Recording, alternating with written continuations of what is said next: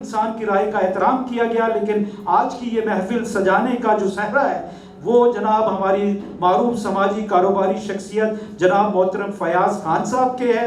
انہوں نے یہ کہا تھا کہ اس پہ آپ یہ کوئی ایسا سیمینار کروائیں جس میں عمائدین شہر کو دعوت دیں، اور آپ کی بھرپور تالیوں میں جناب فیاض خان صاحب ان سے یہ آپ کا شکریہ ادا کریں گے۔ محترم جناب فیاض خان۔ بسم اللہ الرحمن الرحیم۔ میں سب سے پہلے تو ناظرین کا دل کی گہرائیوں سے شکریہ ادا کرتا ہوں جو آپ نے قیمتی ٹائم نکال کے یہاں پہنچے، اور یہ تقریباً کچھ دن پہلے بات ہوئی تو پھر 2011 میں میرے خیال سے عمران خان صاحب نے ایک پٹیشن دائر کی تھی سپریم کورٹ میں کہ جی اوورسیز پاکستانیوں کو ووٹ کا حق دیا جائے، تو انہوں نے کہا تم پہلے عملی طور پہ ادھر کچھ کر کے دکھاؤ۔ تو پھر میں نے اور راجہ یعقوب صاحب نے جو شکاگو کے ہمارے صدر ہیں تو ان سے بات ہوئی، انہوں نے کہا میں ادھر سے شروع کرتا ہوں تم ادھر سے شروع کرو۔ تو میں نے ہم تو اکیلے ہی چلے تھے جانی منزل، لوگ ملتے گئے، کارواں بنتا گیا۔ تو میں انشاءاللہ اگر ہم نے یہ بیڑا اٹھایا تو انشاءاللہ اس کو پائے تکمیل تک پہنچائیں گے، اور یہ یہیں ختم نہیں ہوگا، انشاءاللہ اس کا کوئی نہ کوئی سدے باب ضرور نکلے گا۔ اور میں ایک دفعہ پھر آپ جو دور دور سے لوگ حضرات آئے ہیں، میں کچھ لوگ ایسے بھی ہیں جن کو موقع نہیں مل سکا بات کرنے کا، جیسے انوار شیخ صاحب ہیں، زمان افریدی صاحب ہیں، شیخ صاحب ہیں، اور بھی بہت سے دوست ہیں، بٹ صاحب ہیں، کیونکہ میں نام تو اب لینا چاہوں تو بہت زیادہ لوگ ہیں جن کا نام نہیں لیتے، اسپیشلی انکل دیکھ رہے ہیں، وہ تو ساتھ مسز کو بھی لے کے آ رہے تھے لیکن میں منع کر دیا۔ اور خدا کرے کہ میری عرض پاک پر اترے وہ صبح جسے کبھی اندیشہ زوال نہ ہو، اسی بات کے ساتھ میں سب قابل قدر ہے۔ مسئلہ یہاں پر یہ ہے کہ پاکستان کے جو اب لوگ ہیں اوورسیز پاکستانی، خصوصاً جو امریکہ میں آباد ہیں، ہم یہ چیز کافی عرصے سے دیکھ رہے ہیں کہ پاکستان میں کئی دفعہ اوورسیز پاکستانیوں کی تذلیل کی گئی، جس کی کئی مثالیں ہیں، میں وہ مثالیں دینے کا کوئی فائدہ نہیں ہے، لیکن یہاں پر ہم یہ سمجھتے ہیں کہ ان پاکستانیوں کو نہ تو ووٹ کا حق دیا جاتا ہے، اگر کوئی پاکستانی یہاں سے اوورسیز پاکستانی چلا جائے اس ملک میں، اس کی جو شخصیت ہے اس کو مشکوک قرار دیا جاتا ہے، اور کہہ دیا جاتا ہے کہ جناب آپ نے حالیہ پچھلے واقعات میں آپ کو پتا ہوگا کہ سپریم کورٹ نے بھی ایک فیصلہ کیا جو کہ انتہائی نامناسب فیصلہ تھا، کسی بھی اوورسیز پاکستانی کی حب الوطنی کے اوپر کسی کو شک کرنے کا کوئی حق نہیں۔ اور 30-40 سال سے میں دیکھ رہا ہوں بہت سارے لوگ جو مختلف طریقے سے پاکستان کے لیے یا مذہب کے لیے، اسلام کے لیے یہ اتنی ساری مساجد یا پاکستان ڈے یا اور بہت ساری چیزیں صرف انہی لوگوں کی وجہ سے ہوئی ہیں، یا سارے کے سارے اپنی ذات میں انجمن ہیں۔ آپ سب لوگوں کو میرا سلام۔ دوستو، یہ بات ہم نے بہت مرتبہ اٹھائی ہے کہ اوورسیز پاکستانی کیا لائبلٹی ہیں یا سوتیلی اولاد ہیں یا ایک ایسٹ ہیں۔ ہمیشہ مختلف سیاستدانوں سے ہم نے یہی سوال کیا، وہ سیاستدان رویل ڈار کی صورت میں یہاں پر آج ایک پارٹی کو ریپرزینٹ کر رہے ہیں، اور بھی میرے بہت سارے دوست بیٹھے ہوں گے جو پیپلز پارٹی کو کر رہے ہوں گے، کوئی ایم کیو ایم کو کر رہا ہوگا یا کسی، لیکن ان سیاستدانوں کے لیے ہماری حیثیت ایک شیلف پہ رکھے ہوئے کپڑے سے زیادہ نہیں۔ ان کا جب دل چاہتا ہے پھینک لیتے ہیں، ورنہ ٹوائلٹ پیپر کی طرح پھینک دیتے ہیں۔ ذرا نم ہو تو یہ مٹی بڑی زرخیز ہے ساقی، میں آپ سب سے کہوں گا کہ خودی کو کر بلند اتنا کہ ہر تقدیر سے پہلے خدا بندے سے خود پوچھے بتا تیری رضا کیا ہے۔ آئی ہوپ کہ میرے اس سجیشن کو آپ لوگ قدر کی نگاہ سے دیکھیں گے۔ آپ سب کا بہت بہت شکریہ۔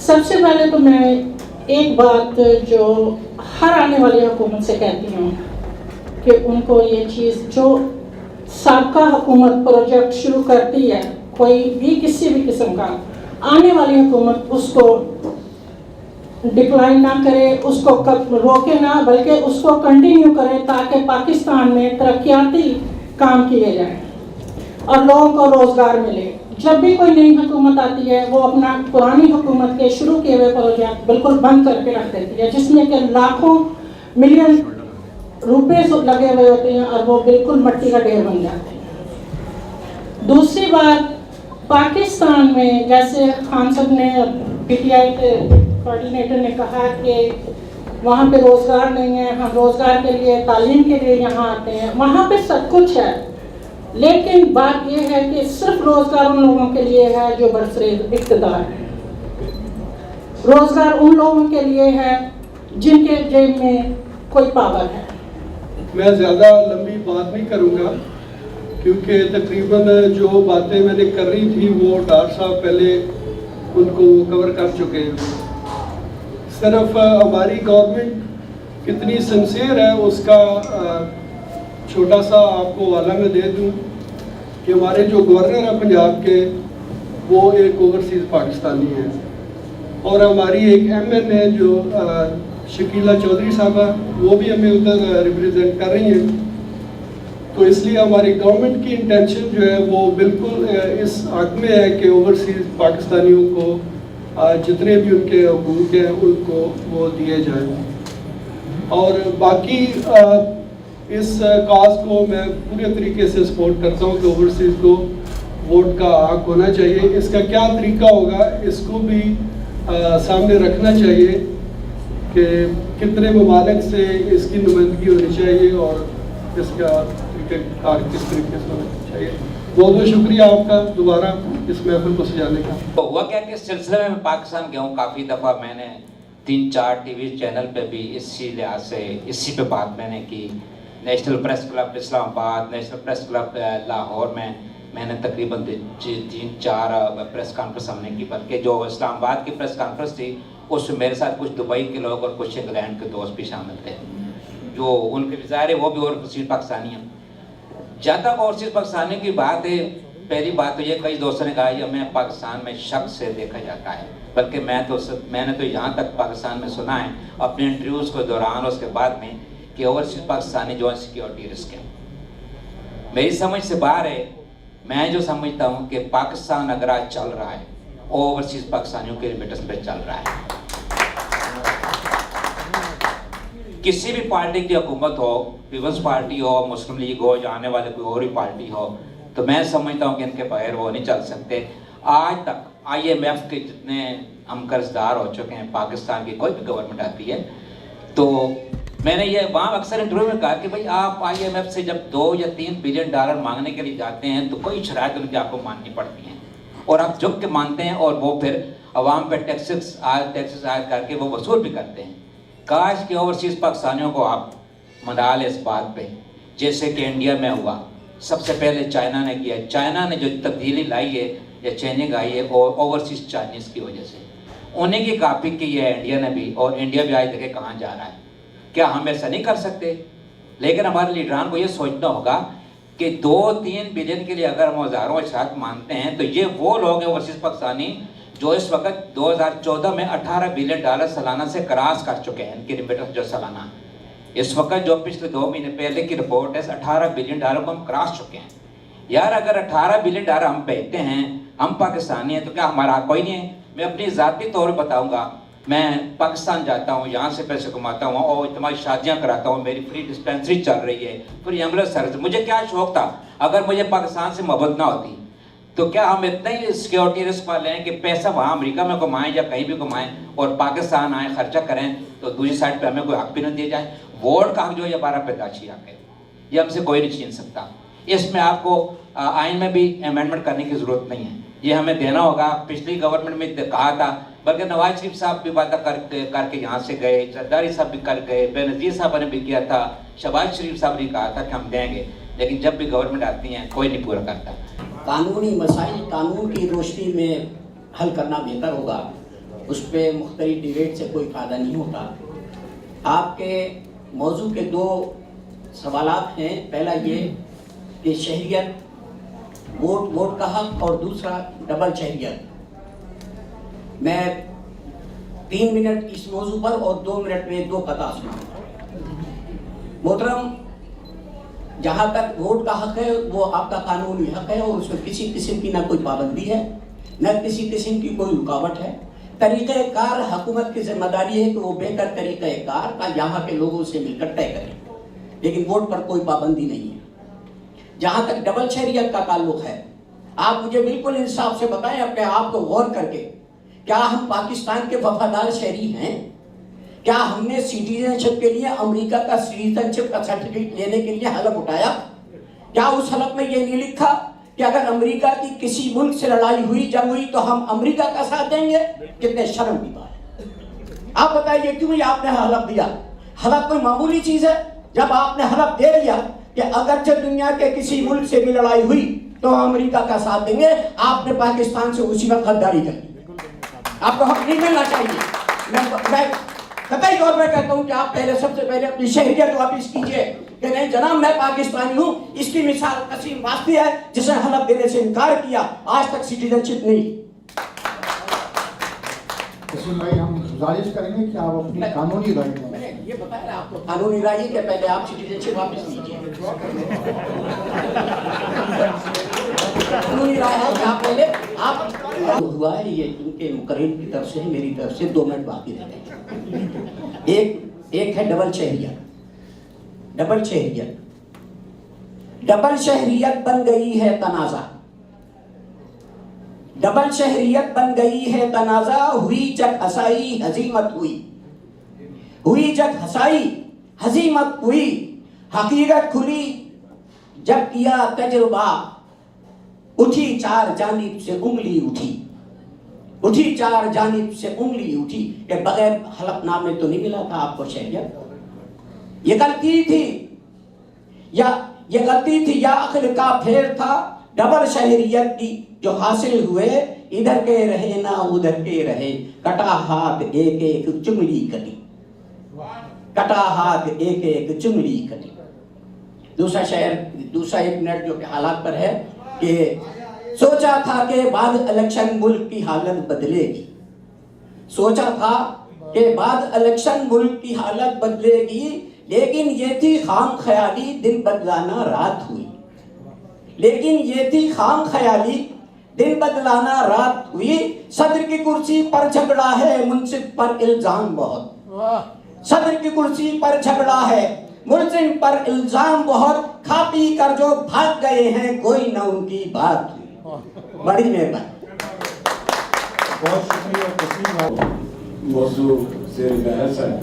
میں سمجھو کہ ایک تو اس مسئلے کا حل جو ہے وہ جناب روہت ڈار صاحب کے پاس ہے. اگر انہیں منا لیں تو شاید جو ہے نا سارے مسائل 2 دن میں حل ہو سکتے ہیں. آپ نے مارے جا رہے ہیں تو پکڑ لیں ہماری پر ہی جا کے. اچھا دوسری جو چیز ہے جو تھوڑا سا حقیقت پسندی کی طرف آتے ہوئے میں سمجھتا ہوں کہ یہاں پہ ہمیں میرا خیال ہے ایک واضح اکثریت جو ہے وہ سٹیزن ہے اس ملک کی. ہم نے حق لی ہے، ہمیں ووٹ کا حق ہے، ہمیں بہت سارے ہمارے جو حقوق اور فرائض جو ہے وہ ہم سب کو پتہ ہے. تو پچھلے جو الیکشن ہوئے یعنی میں نے 1-2 رپورٹس جو ہے بڑی اسٹیگن لانگ آئیلینڈ سے بشیر قمر صاحب زیادہ بہتر جانتے ہوں گے کہ 40,000 کے قریب جو ہے ووٹر تھے، لیکن 6% پاکستانی امریکنز جو تھے وہ ووٹ ڈال دے گئے. 6% 40,000 میں سے. تو بات یہ ہے کہ یار کس ووٹ کی اور کس رائٹ کی اور کس حقوق کی بات کرتے ہو جب ووٹ دینے کا اپنے حقوق منانے کا. اس ملک میں ہمارا مستقبل ہے. میری 4 جنریشن جو ہے اس ملک میں ہے.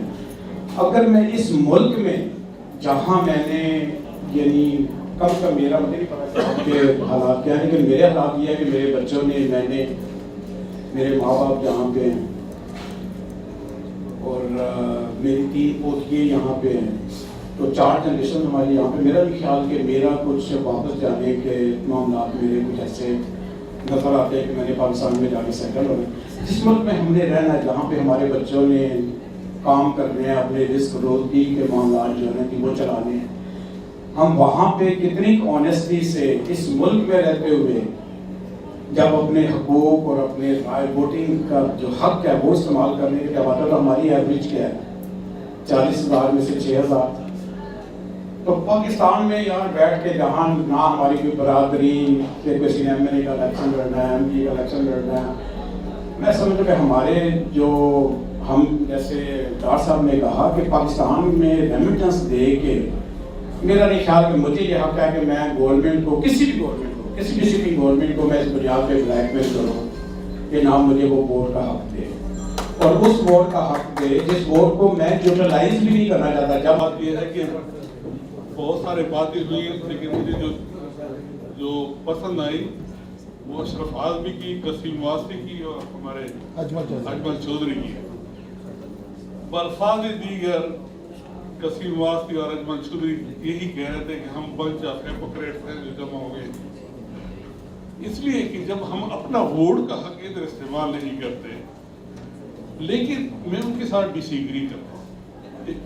اس اشرف اعظمی کی بات میں نہیں کر رہا، میں ان دو حضرات کی بات کر رہا ہوں جو ٹھیک بھی کہہ رہے ہیں، لیکن ساتھ ساتھ دیکھیں میرا ایک تجربہ ہوا ہے کہ ہمارے ایک دوست کے بیٹے جو سٹی بینک میں کام کر رہے تھے، ان کی اپوائنٹمنٹ انڈیا میں ہوئی۔ تو انڈیا میں جب ہوئی تو وہ کہہ رہا تھا کہ جب میں واپس آ رہا تھا، جب ادھر سے میں جا رہا تھا، جو مجھے پذیرائی ملی I would not believe۔ جیسے کہ سٹی بینک کا ایک عام آدمی جب ادھر ٹریننگ کے لیے جاتا ہے تو یہاں پہ ان کا کون پوچھتا ہے، ادھر انہوں نے جب واپس آ رہا تھا تو ان کو آفر دی کہ آپ ادھر ٹھہرے، ہم گھر دیں گے، کار دیں گے، یہ دیں گے، وہ دیں گے، بہت سارے مراد۔ جو پوائنٹ آف وہ ہے کہ انڈیا میں یہ تبدیلی کیسی آئی اور پاکستان میں یہ تبدیلی کیوں نہیں آئی، اور آج کی جو میٹنگ ہے یہ اس پازیٹیو ایسپیکٹ کا ایک فروٹ ہے، ایک ثمر ہے جس کو ہم جمہوریت کہتے ہیں۔ اور انڈیا میں اس لڑکے کے ساتھ جو آفر ہوئی اور ان کی ٹیلنٹ دے کے ان کی جو قابلیت ہے اس کو یوٹیلائز کرنے کے لیے انہوں نے ان کو جو کثیر رقم کی آفر کر دی، تو یہ چیز ہم میں بھی آنی چاہیے، پاکستان میں بھی آنی چاہیے۔ لیکن ہم تب یہ کر سکتے ہیں کہ ہم جمہوریت کی، جیسے اجمل چودھری نے ان کو وہ کر دیا کہ پہلے تو بھائی چارٹی بگینٹ ہوں، پہلے تو ادھر ووٹ ڈالے کا وہ تو کر دے۔ دوسری بات یہ ہے کہ دوہری شہریت، اگر نیتنیاہو کیا نام ہے ان کا، امریکہ میں پیدا ہوتے ہوئے اسرائیل کا وزیر اعظم بن سکتا ہے، تو ہمارے ہاں بہت زیادہ ٹیلنٹس ادھر ہیں، تو وہ کیوں نہیں بن سکتے؟ اور میں امنسٹی انٹرنیشنل پاکستان کا اس وقت پریزیڈنٹ بھی ہوں، اور میں جیو نیوز کے ساتھ اور دا نیوز انگلش اخبار کے ساتھ پچھلے 12-13 سال سے میں ایفیلیٹ ہوں۔ حسین نقی صاحب کے ساتھ میں نے 12 سال کام کیا، خاص جاتی کے ساتھ، جو چھوٹا سا طرف ہے میرا۔ تو میں تو سب سے پہلے بھی اپریشیٹ کرتا ہوں نقی صاحب کو، لوگوں کو اکٹھا کرنا جو سب سے بڑا کام ہے، اور آپ اس اور بڑی قیمتی ٹائم ہے اور ایک ہیومن رائٹس کنٹری ہے جہاں پہ ہم اس وقت اکٹھے ہیں، یہ اس بات کا ثبوت ہے کہ ہم سب لوگ جو ہے ہم اپنے ملک کے ساتھ اور اپنے کاز کے ساتھ بڑے سلسلے ہیں۔ میرے بھائی موضوع کی میں لاسٹ میں جس وقت میرا موضوع ختم ہو گیا، میں تو صرف یہ چاہتا تھا کہ اپریسیشن تھی میری طرف سے، اور اس کے علاوہ یہ تھا کہ میں آپ لوگوں کے خیالات میں نے سنے، میں بڑی قدر کرتا ہوں، مجھے بڑی خوشی ہوئی ہے کہ میرا خیال ہے کہ اس ووٹ کے سلسلے میں اگر میرے بہت سارے دوست یہاں بیٹھے ہیں کہ ڈائلاگ فورم کے تحت ہم نے آج سے 3 سال پہلے بھی اس موضوع پر ایک مذاکرہ کیا تھا۔ میں اسی حوالے سے ایک بات کہہ کر اور پھر میں اپنے اس موجودہ کہ وہاں پر بھی کچھ قانونی پیچیدگیوں پر بحث کی گئی تھی کہ آیا ہم اگر ووٹ کا حق حاصل کرتے ہیں تو اس کا پاکستان کے قوانین سے کیا تعلق بن سکتا ہے، جس میں ہمارے ساتھ بہت سارے لوگ جو ہیں وہ سٹیزن ہیں، جیسے کہ قسیم واسطی نے کہا اور اجمل چودھری صاحب نے کہا کہ ہمیں اس کا کیا مل سکتا ہے، اس میں وہاں کی جو قانون سازی ہوگی وہ کیسے کریں گے، کیونکہ انہیں یہاں کے بارے میں کچھ نہیں معلوم۔ دوسری چیز جو ہے، ہم یہاں پر وہ کام کر سکتے ہیں کہ یہاں پر جو سیاسی جماعتوں کے نمائندے ہیں یا جو لیڈران ہیں، میری ان سے گزارش ہے، اور یہ میں آج سے 30 سال پہلے سے کرتا آیا ہوں جب میں یہاں پر تھرڈ ورلڈ براڈ کاسٹنگ کا پروڈیوسر تھا، انہی کے لیڈران سے میں نے اس ٹی وی پر یہ کہلوایا کہ یہاں پر اس کی ضرورت کیوں محسوس کی جاتی ہے جو پاکستان کی سیاسی تنظیمیں ہیں۔ دوسری بات کہ ان کے جب لیڈران یہاں آتے ہیں وہ MNAs اور سینیٹرز ہوتے ہیں، یہ اپنے اپنے ڈربوں میں ان کو لے جا کر اپنے ہی لوگوں سے اس سے ملواتے ہیں، اور وہ عام پاکستانی امریکن جو ہے وہ محروم ہو جاتا ہے کہ وہ ان سے پاکستان کے مسائل کے بارے میں بات کر سکے اور وہ وہاں جا کے ان کو حالات کا بتا سکے۔ تو میری گزارش ہے کہ وہ لوگ، ہم بہتر طریقے سے کام کر سکتے ہیں قانون سازی میں، کہ وہ یہاں کے جو نمائندے آتے ہیں ہم سے وہ ملے اور ہم اپنی گزارشات پیش کریں۔ ووٹ کا جہاں تک تعلق ہے، اس کے لیے آپ کو کوئی قانونی ماہرین کے پینل کی ضرورت ہے۔ جہاں تک اس کا مقصد ہے اس آج کے اجلاس کا، میں سمجھتا ہوں کہ ہم سب اس سے متفق ہیں۔ بہت شکریہ۔ They pretty much start crying, and that's why we are getting our rights.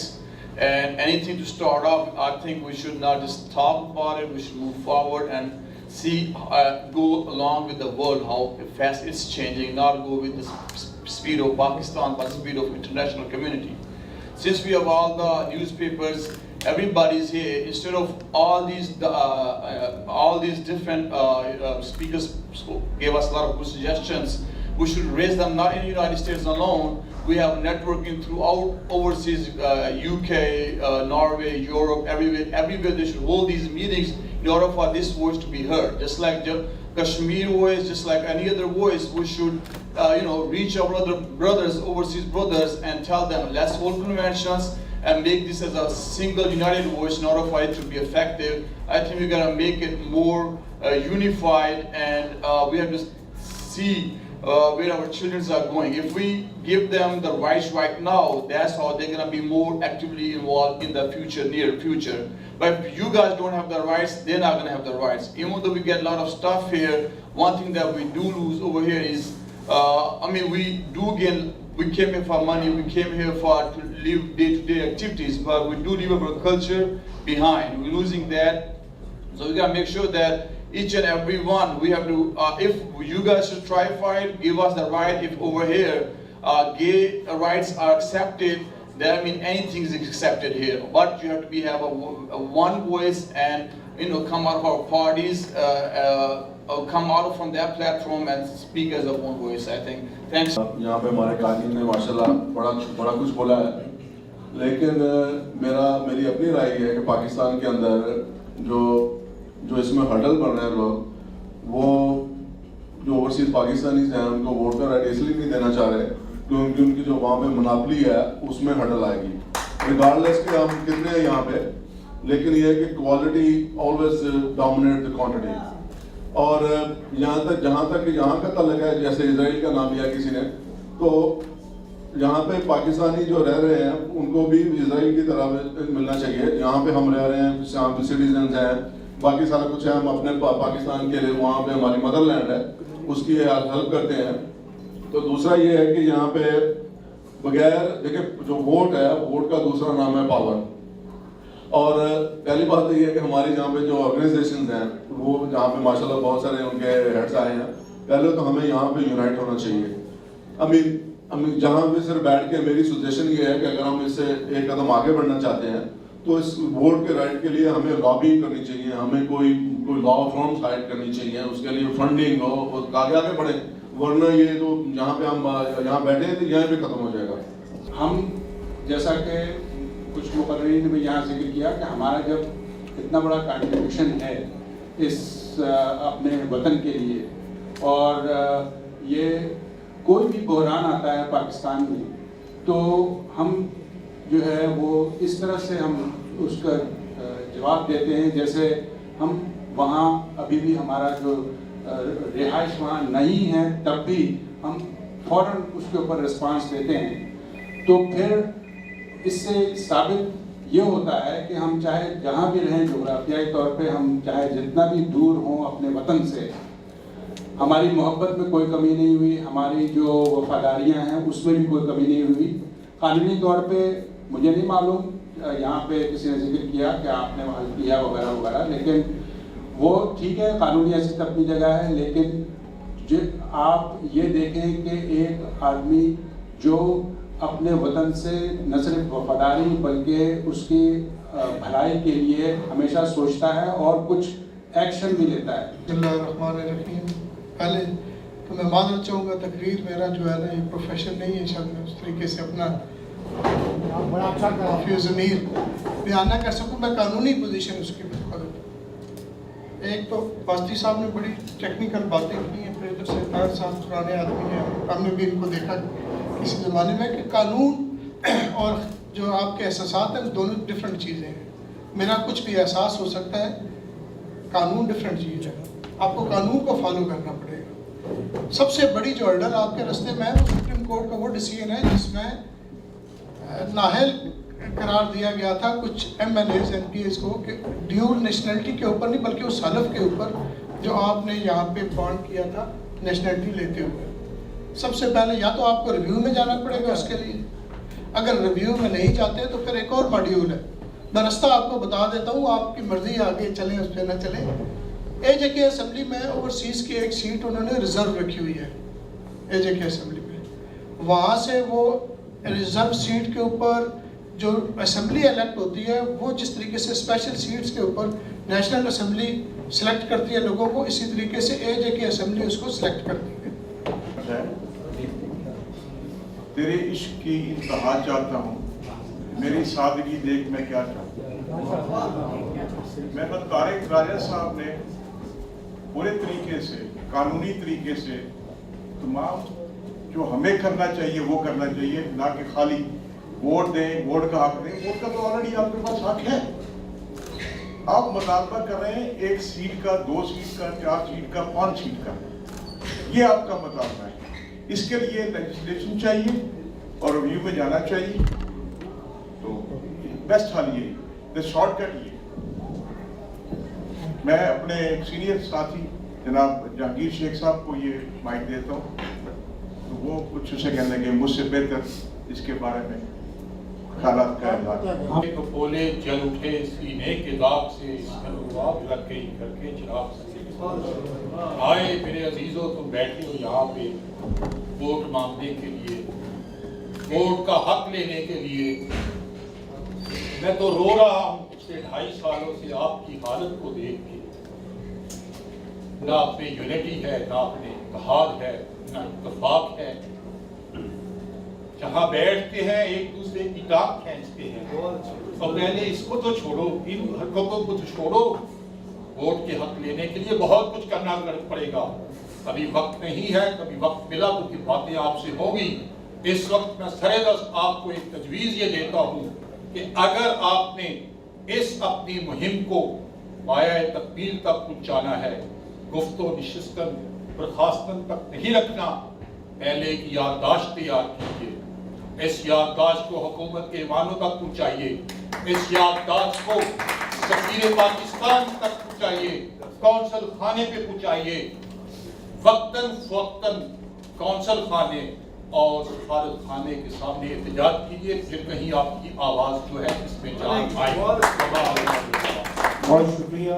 میں جناب آپ کی بھرپور تالیوں میں پاکستان کرسچن ایسوسیشن کے ساتھ سینئر صحافی جیمز اسپرنٹ صاحب سے درخواست ہے کہ صرف موضوع پہ بات کریں برائے مہربانی.